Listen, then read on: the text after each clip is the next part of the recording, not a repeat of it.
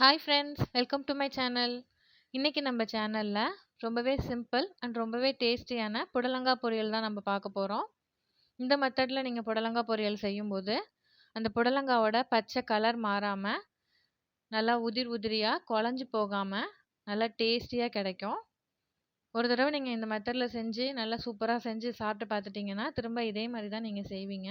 வாங்க வீடியோக்குள்ளே போகலாம். எப்படி செய்யலாங்கிறத சொல்கிறேன். ஃபஸ்ட் நான் ஒரு பேனில் ஒரு 1.5 ஸ்பூன் ஆயில் விட்டுட்டு அதில் கொஞ்சமாக கடுகு சேர்த்து நல்லா பொரிய விட்டுக்கிறேன். கடுகு நல்லா பொரிஞ்சு வந்ததும் ஒரு டீஸ்பூன் கடலைப்பருப்பு சேர்த்துக்கலாம். கடலைப்பருப்பு அந்த எண்ணெயில் நல்லா பொரிஞ்சு வரணும். லைட்டாக வதக்கி விட்டுக்கோங்க. இப்போ நான் ஒரு மீடியம் சைஸ் வெங்காயத்தை நல்லா இந்த மாதிரி கட் பண்ணி வச்சுருக்கிறேன். அது கூடவே ஒரு 2-3 பழுத்த மிளகாயை கட் பண்ணி வச்சுருக்கேன். அதை இப்போ சேர்த்துக்கலாம். நம்ம பழுத்த மிளகாயெல்லாம் தூக்கி போட்டுருவோம். அதை வந்து இந்த மாதிரி பொரியலுக்கெல்லாம் சேர்க்கும்போது பார்க்கவே ரொம்ப கலர்ஃபுல்லாக இருக்கும். அது மாதிரி ரொம்ப டேஸ்ட்டாகவும் இருக்கும். அதெல்லாம் தூக்கி போடாமல் இந்த மாதிரி பொரியல் செய்யும்போது சேர்த்துக்கோங்க. இப்போ வெங்காயம் ரொம்ப வதங்கணுங்கிற தேவையில்லை. லைட்டாக ஒரு கண்ணாடி பதம் வந்தால் போதும். இப்போ ஓரளவு வதங்கிருச்சு. இப்போ நான் புடலங்காவை இந்த மாதிரி கட் பண்ணி நல்லா உப்பு போட்டு நல்லா பெசரி ஒரு 10 நிமிஷம் அப்படியே விட்டுட்டேன். இப்போ அதை நல்லா தண்ணி இல்லாமல் நல்லா புழிஞ்சு எடுத்து நம்ம வந்து வெங்காயம் பச்சை மிளகாவோட சேர்த்து வதக்கிக்கலாம். பொரியலுக்கு எப்போவுமே புடலங்காவை இந்த மாதிரி கல்லுப்பு போட்டு நல்லா உரசிட்டு ஒரு 10 நிமிஷத்துக்கு அப்படியே டிஸ்டர்ப் பண்ணாமல் வச்சுட்டு அதுக்கப்புறம் தண்ணி இல்லாமல் புழிஞ்சு தான் சேர்க்கணும். நீங்கள் கூட்டு வேறு ஏதாவது செய்கிறீங்கன்னா டேரெக்டாக சேர்த்துக்கலாம்.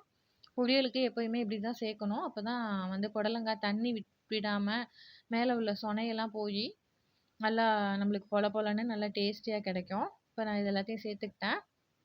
இப்போ நம்ம உப்பு போட்டு தான் பெசரி வச்சுருக்குறோம். அதனால் உப்பு வந்து நம்ம கம்மியாக தான் சேர்க்கணும். ஏற்கனவே அதில் உப்பு இருக்கும். நம்ம வாஷ் பண்ணலை, உப்பு போட்டு பெசரி தான் வச்சுருக்கோம். அதனால் அதில் உப்பு இருக்கும். அதுக்கேற்ற மாதிரி கொஞ்சமாக உப்பு சேர்த்துக்கலாம். நான் கருவேப்பிலை போட மறந்துட்டனால ஒரு கொத்து இப்போ சேர்த்துக்கிட்டேன். இப்போ உப்பையும் சேர்த்துட்டு எல்லாத்தையும் நல்லா கலந்து விட்டுட்டு நல்லா ஓப்பன்லேயே தண்ணி எதுவுமே சேர்க்க வேண்டாம். நல்லா ஓப்பன்லேயே ஒரு 2 நிமிஷம் நல்லா வதக்கி விட்டிங்கன்னா சூப்பராக வெந்து வந்துடும். புடலங்காய் சீக்கிரமாகவே வெந்துடும். அதனால் மூடியெலாம் போட வேண்டிய அவசியம் இல்லை. மூடி போட்டால் கலர் மாறிடும். அந்த பச்சை கலர் வந்து அப்படியே நம்மளுக்கு ஃப்ரெஷ்ஷாக கிடைக்காது. இப்போ சூப்பராக வதங்கிருச்சு. இப்போ கடைசியாக ஒரு 2 ஸ்பூன் தேங்காய் துருவல் சேர்த்து நம்ம கலந்து விட்டுட்டு புடலங்காய் பொரியலை இறக்கி சர்வ் பண்ண வேண்டியது தான். இந்த தேங்காய் துருவல் தான் ஹைலைட்டு. இதுதான் வந்து ஒரு நல்ல டேஸ்ட் கொடுக்கும் பொரியலுக்கு. கண்டிப்பாக இதை ஸ்கிப் பண்ணாமல் சேர்த்துக்கோங்க. அவ்வளோதாங்க, புடலங்காய் நல்லா ஒரு 2 நிமிஷத்தில் நல்லா வெந்து சூப்பராக நல்லா பொல பொலன்னு கலர் மாறாமல் சூப்பராக புடலங்காய் பொரியல் ரெடி பண்ணிட்டோம். கண்டிப்பாக இந்த மெத்தடில் நீங்கள் செஞ்சு பார்த்துனீங்கன்னா திரும்ப இதே மாதிரி தான் நீங்கள் செய்வீங்க. கண்டிப்பாக செஞ்சு பார்த்துட்டு எப்படி வந்ததுங்கிறத சொல்லுங்கள். வீடியோ பிடிச்சிருந்தா லைக் பண்ணுங்கள். மறக்காமல் சேனலை சப்ஸ்கிரைப் பண்ணுங்கள். கூடவே பெல் பட்டனையும் கிளிக் பண்ணுங்கள். அப்போ தான் என்னோடய எல்லா வீடியோவும் நீங்கள் தொடர்ந்து பார்க்க முடியும். தொடர்ந்து இதே மாதிரி எனக்கு சப்போர்ட் கொடுத்துட்டே இருங்க. மறுபடியும் இன்னொரு வீடியோவில் பார்க்கலாம்.